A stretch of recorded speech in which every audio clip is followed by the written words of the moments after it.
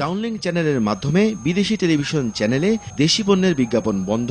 Television অনুষ্ঠান নির্মাণ, কেনা ও প্রচারের ক্ষেত্রে চ্যানেলের অনুষ্ঠানে কেবল কর্তৃপক্ষের নিয়ন্ত্রণ। টেলিভিশন শিল্পের সর্বক্ষেত্রে এআরটির ন্যূনতম ও যৌক্তিক হার পুনর্নির্ধারণ। দেশীয় টেলিভিশন চ্যানেলে বিদেশি শিল্পী কলাকৌশলীদের অবৈধভাবে কাজ বন্ধ।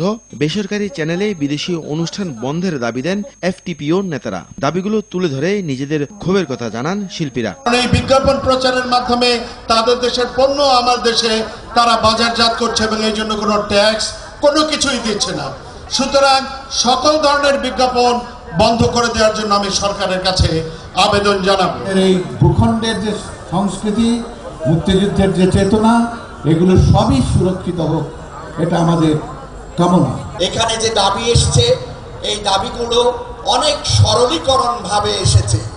আমি চাইবো এর ভেতরে ঢুকতে হবে। দেশীয় টেলিভিশন শিল্প ও শিল্পীদের বাঁচাতে প্রধানমন্ত্রীর হস্তক্ষেপ চান তারা। দেশের কথা চিন্তা করে এই সম্ভাবনাময় শিশুটিকে আপনারা ধ্বংস করবেন না। আমরা আমাদের এই কর্মক্ষেত্র হারাবো, আমরা সবাই বেকার হয়ে পড়ব। বর্তমানে আমরা 3 ডজন টেলিভিশনের বোঝা কাঁধে নিয়ে দাঁড়িয়ে থাকার চেষ্টা করছি।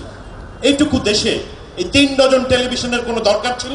বাংলাদেশের জনগণ, বাংলাদেশের দর্শক এটা গ্রহণ করবে না। সমাবেশের এক পর্যায়ে শিল্পীদের দাবির সঙ্গে একাত্মতা জানায় কয়েকটি বেসরকারি টেলিভিশন। আমরা যদি সকল চ্যানেল একত্রিত হয়ে বসে আপনাদের সকল সমস্যার সমাধান করতে আমাদের বেশি দিন আর সময় লাগবে না। আমরা দেশীয় নির্মাতাদের বিশ্বাস করি, আমরা আস্থা রাখি আমাদের দর্শকদের উপর।